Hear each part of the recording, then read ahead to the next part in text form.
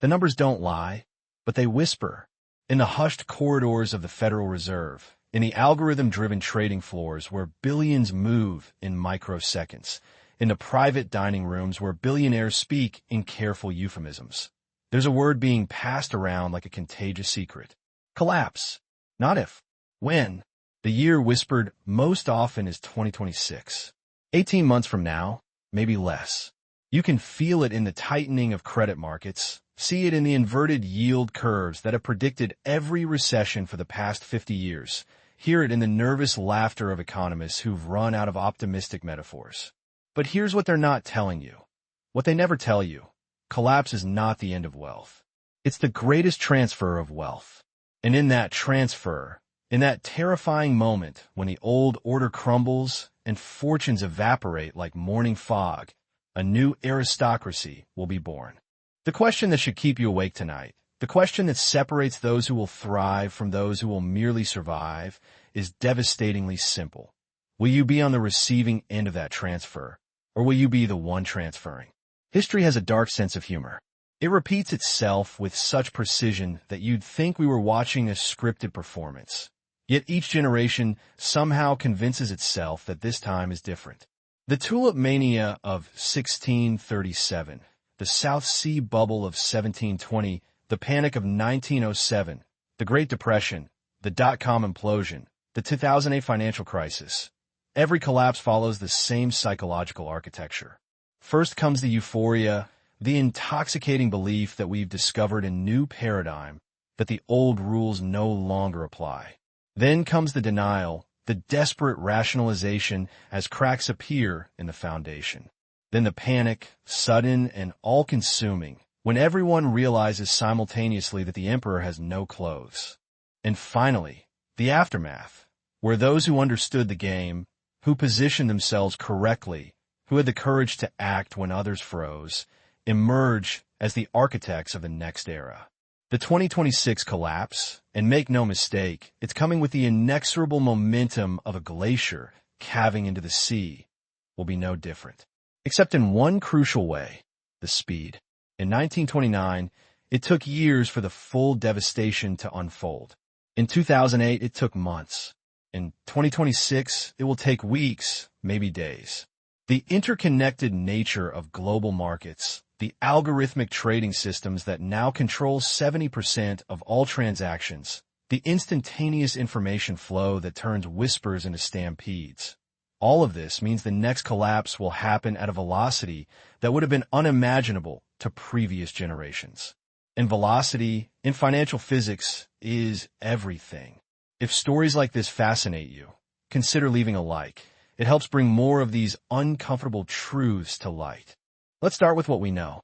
The United States national debt currently stands at $36 trillion, a number so vast it loses meaning, becomes abstract, a mathematical curiosity rather than an existential threat. But here's what makes it real. The interest payments on that debt now exceed $1 trillion per year. That's more than the entire defense budget, more than Medicare. We're not investing in our future anymore. We're paying tribute to our past. The Federal Reserve, that mysterious institution that controls the money supply with the arbitrary power of a deity, has painted itself into a corner. For over a decade, they kept interest rates at historic lows, flooding the system with cheap money, inflating asset prices to levels that would have seemed insane to any previous generation. A modest home in a decent neighborhood now costs what a mansion cost 20 years ago. Stocks trade at price-to-earnings ratios that defy gravity. Bitcoin, a digital abstraction backed by nothing but collective belief, briefly touched $100,000. This is not a healthy market. This is a manic market, a market in the grip of collective delusion. And like all manias, it will end the only way manias can end, in tears and recrimination and desperate attempts to assign blame to anyone but ourselves.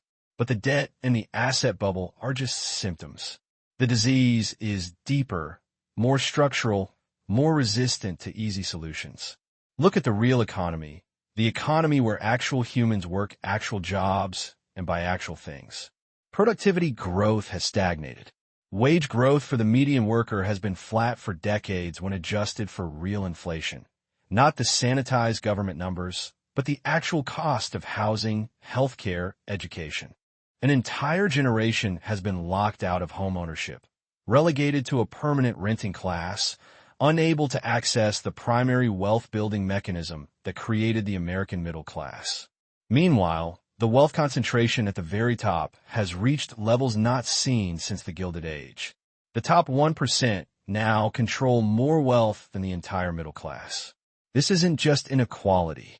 This is the formation of a neo-feudal system, a return to the ancient pattern where a small elite owns everything and everyone else works for them. And here's the dark truth that nobody wants to acknowledge. This system is unstable. It cannot hold. When the productive capacity of an economy becomes divorced from the wealth distribution, when the people who make things and do things can no longer afford the things they make and do, the system enters a death spiral. Consumer spending collapses because consumers have no money. Businesses cut production because there's no demand. Workers get laid off, further reducing demand. The spiral accelerates. The center cannot hold. So what triggers it? What's the spark that ignites this powder keg? It could be anything. A geopolitical shock, a war in the Taiwan Strait that disrupts semiconductor supply chains, a conflict in the Middle East that sends oil prices into triple digits. A banking crisis, some over-leveraged institution makes a catastrophic bet, fails overnight, triggers a cascade of failures as confidence evaporates. A debt ceiling crisis that turns from political theater into actual default, destroying the full faith and credit of the United States government. A commercial real estate implosion as office buildings sit empty in every major city, their mortgages underwater, the banks that hold those mortgages suddenly insolvent. Or perhaps something more mundane, more boring, more inexorable. The simple mathematical reality that you cannot run trillion-dollar deficits forever, that eventually the bond market loses patience, demands higher yields, forces a reckoning. The specific trigger almost doesn't matter. The system is so fragile, so overextended, so dependent on maintaining confidence, that almost any shock could be the one that breaks it. And when it breaks, when that moment of recognition spreads through the markets like wildfire, the selling will be automatic, algorithmic, unstoppable. Circuit breakers will trigger, halt trading, but that will only add to the panic because now people can't even get out. The Fed will try to intervene, announce emergency measures, but their credibility will be gone because everyone will finally understand that they have no bullets left, no tools that haven't already been exhausted. Now here's where it gets interesting. Here's where the story becomes not about catastrophe, but about opportunity. Every collapse creates two groups, the destroyed and the enriched. The destroyed are those who were overexposed, over-leveraged, holding assets when they should have been holding cash, trapped in the wrong positions when the music stopped. The enriched are those who saw it coming, who positioned themselves to profit from chaos, who understood that in a deflationary collapse, cash becomes king, and in the aftermath, when assets are being sold for pennies on the dollar, those with capital can buy the future. Think about 2008. The average person lost 40% of their wealth. Retirement accounts evaporated. Homes went underwater. But the wealthy, the truly wealthy, they got richer. Warren Buffett deployed $60 billion buying companies at fire sale prices. Private equity firms gorged themselves on distressed assets. The big banks, the ones that caused the crisis, they got bigger. Why? Because they had access to capital when capital was scarce. They could be patient when everyone else was desperate. They understood something fundamental about how wealth is actually created. Wealth isn't made in the boom. Wealth is made in the bust. The boom is when everyone feels rich, but nobody actually becomes rich. The bust is when real wealth, generational wealth, the kind of wealth that echoes through centuries, gets created. So how do you position yourself? How do you become one of the enriched rather than one of the destroyed? First, you have to break free from the normalcy bias that keeps most people trapped. Normalcy bias is that powerful psychological tendency to believe that tomorrow will be like today, that the system will somehow muddle through, that the experts will find a solution. It's the same bias that kept people in New Orleans as Hurricane Katrina approached, the same bias that kept investors fully invested in 1929, in 2000, in 2008.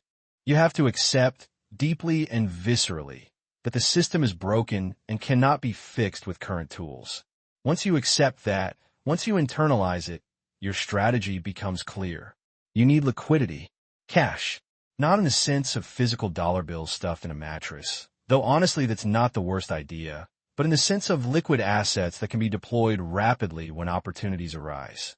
This means being dramatically underweight stocks, especially growth stocks that are priced for perfection, especially tech stocks trading at 50 times earnings, especially anything that requires continued easy money to justify its valuation. This means being cautious about real estate, particularly in overheated markets where prices have become detached from rental income, where negative cash flow is justified by expectations of endless appreciation. This means avoiding long-term commitments, anything that locks up capital for years, anything that reduces your optionality. But here's the nuance that separates the sophisticated from the simplistic. Cash itself is not safe. Not in an inflationary environment. Not when the government is debasing currency to pay its debts. So you need a barbell strategy. On one end, you hold short-term treasury bills, the safest instruments in the world until they're not, earning whatever risk-free rate the market offers. On the other end, you hold hard assets that cannot be printed, cannot be inflated away, gold, silver, Bitcoin if you believe in it, though that's a speculation rather than a hedge. The middle, the stocks and bonds and real estate that everyone thinks of as safe, that's where you're underweight. That's where the danger lies. And you wait. You watch. You resist the temptation to be fully invested just because everyone else is. Resist the FOMO that drives people into overvalued assets. Resist the social pressure to participate in the mania. This takes psychological fortitude that most people don't possess. You'll feel stupid for a while. Friends will brag about their portfolio returns while your cash sits there earning nothing. Family will question your judgment. Financial advisors will tell you you're being too conservative, missing out on gains. Ignore them. Remember that being right too early looks identical to being wrong. But the difference is that eventually you get proven right.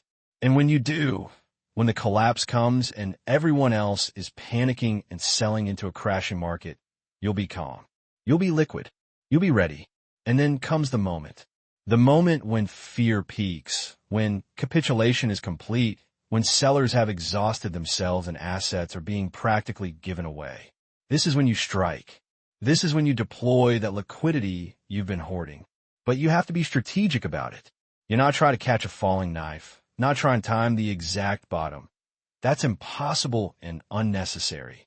You're waiting for blood in the streets, for genuine despair, for the moment when even smart people have lost hope. That's when you buy. What do you buy? Real assets, productive assets, things that generate cash flow and have tangible value. Rental properties at 30 to 50% below peak, particularly in markets with strong fundamentals, strong job growth, strong demographics, places where people will continue to need housing regardless of economic conditions. Stocks of companies with pricing power, low debt, products people need rather than want, dividends that have been maintained through previous recessions. Farmland because people need to eat. Infrastructure because civilization requires it. Anything that produces something essential rather than discretionary. You're building an empire on the ruins of the old one, positioning yourself to capture the recovery that will inevitably come because economies, like nature, abhor a vacuum, and eventually the cycle turns. But let's go deeper. Let's talk about what really creates generational wealth, the kind that lasts not just through your lifetime, but through your children's and grandchildren's lifetimes. It's not about making a good trade or a smart investment. It's about fundamentally changing your relationship with capital and time. Generational wealth requires thinking in generations, which is alien to our culture of quarterly earnings and instant gratification.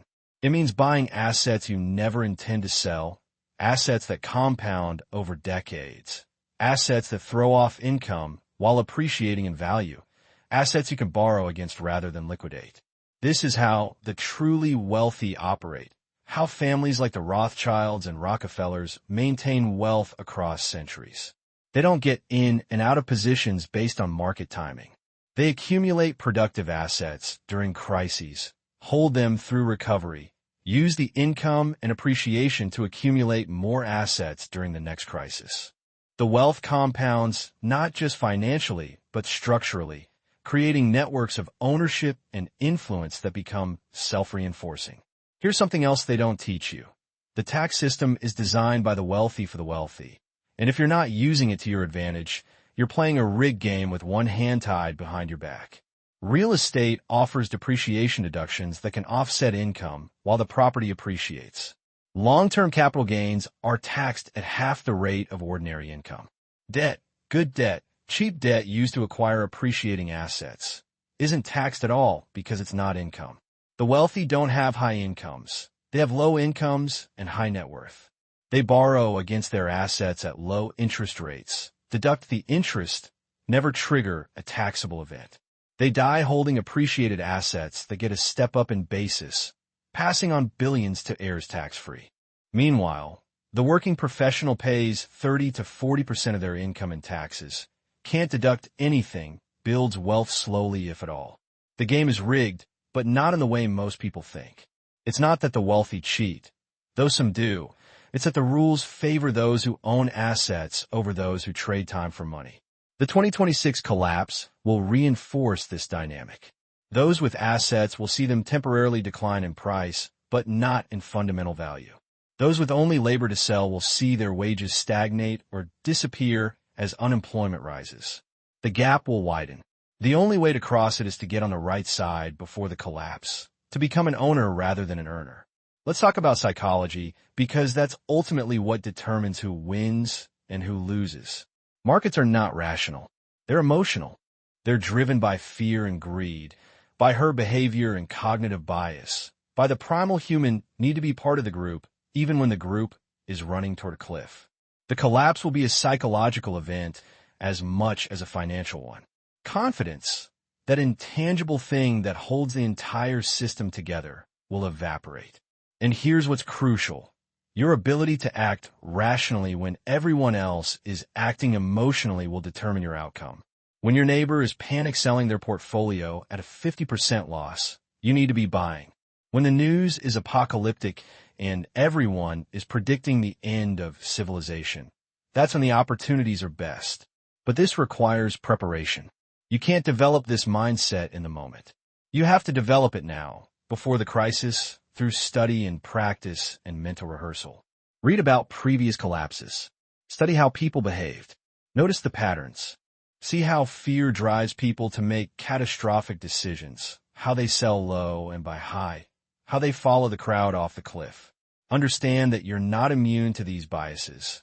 Nobody is, but that awareness is the first step toward overcoming them.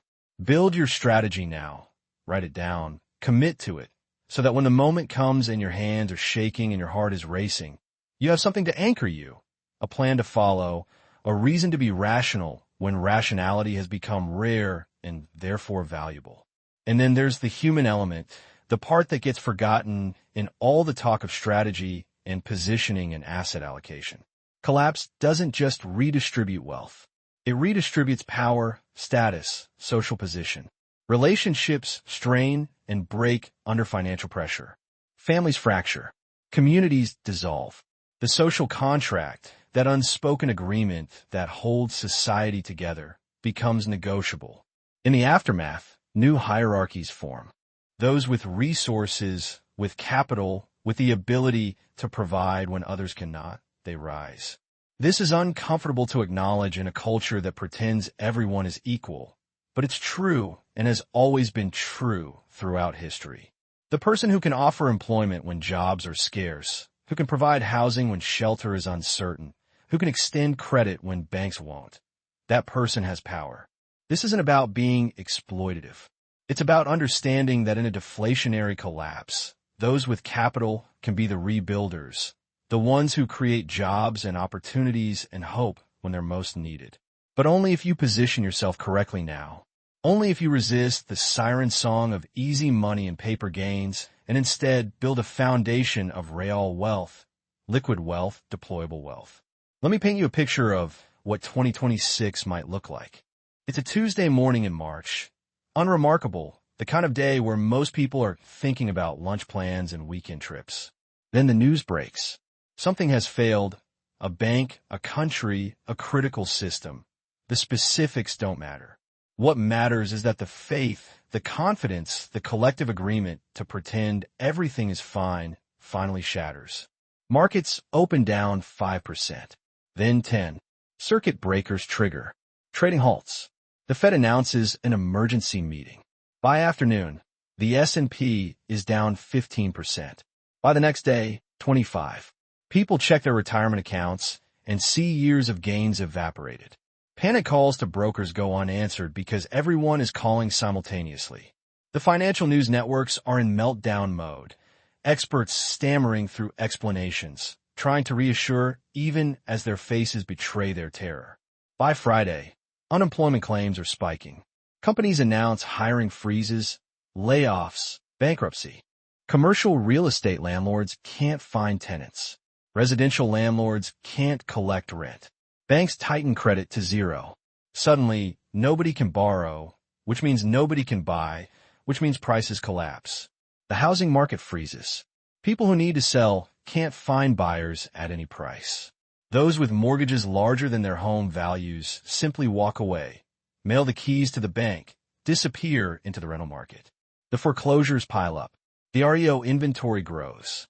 The banks, drowning in bad loans, stop lending entirely, which accelerates the spiral.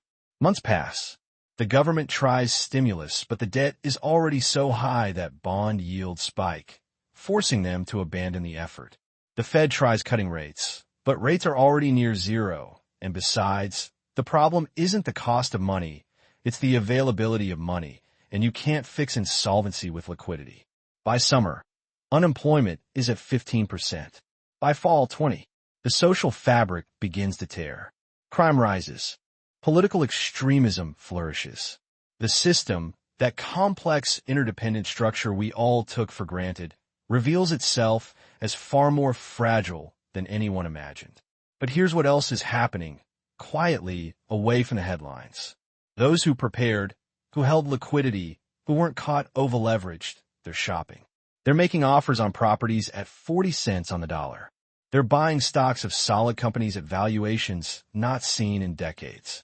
They're negotiating with desperate sellers, structuring deals that will pay off for generations. This isn't cruel. This is the market working, capital flowing from weak hands to strong hands, from those who misallocated to those who allocated wisely. And in that transfer, in that cold-blooded calculus of winners and losers, the next century's wealth hierarchy is being written. Your family's position in that hierarchy depends entirely on what you do in the next 18 months. Not after the collapse, when it's too late to position correctly. Now, before the avalanche, when you can still choose which side of the mountain you're on. There's a concept in military strategy called the ODA loop: observe, orient, decide, act. The side that can cycle through this loop faster than their opponent wins. The same applies to financial warfare. And make no mistake, that's what this is, warfare between those who understand the game and those who don't. Most people are stuck in the observe phase, watching the news, consuming information, but never moving to action. Some make it to orient, understanding intellectually that something is wrong, but they can't bring themselves to decide because decision requires accepting uncomfortable truths and making unpopular choices. Fewer still make it to decide, actually committing to a strategy, but then they don't act because action is scary and irreversible and comes with social costs. The winners are those who complete the full loop, observe the system's fragility, orient around the coming collapse, decide on a positioning strategy, and act on it despite uncertainty and social pressure. And then, critically, they loop back, constantly observing new information, reorienting as conditions change, making new decisions, taking new actions. This is dynamic adaptation. This is how you survive and thrive in chaos. Let's address the elephant in the room. What if I'm wrong? What if 2026 comes and goes, and there's no collapse, just more muddle through, more extend and pretend, more kicking the can down the road? This is the question that keeps rational people from acting on their convictions, the fear of looking foolish if the disaster doesn't materialize. Here's the thing. Even if the specific timing is wrong, the positioning is still correct. Holding liquidity, having optionality, being conservatively positioned. These things don't just protect you from collapse, they position you for any opportunity. Markets don't move in straight lines. There will be corrections, crashes, opportunities regardless of whether we get the full systemic collapse. And if you're positioned conservatively now, you could take advantage of those opportunities without risking catastrophic loss. Meanwhile, if you're right, if the collapse comes, you don't just survive, you thrive. The risk-reward is asymmetric. Being wrong costs you some opportunity cost, some paper gains you would have made if you'd stayed fully invested. Being right makes you generationally wealthy. That's not even close. That's the kind of trade you take every time. But beyond the financial mechanics, beyond the strategy and positioning, there's a deeper question worth examining. What is wealth, really? Is it just numbers in an account, assets on a balance sheet? Or is it something more fundamental? Security, freedom, optionality, the ability to make choices rather than have choices made for you? The coming collapse will force everyone to confront this question. Those who equate wealth with consumption, with status symbols, with keeping up with peers, they'll be devastated because all of that is predicated on continued growth, continued easy money, continued stability. But those who understand that real wealth is resilience, is the ability to weather storms and seize opportunities, is the foundation that allows you to build something meaningful.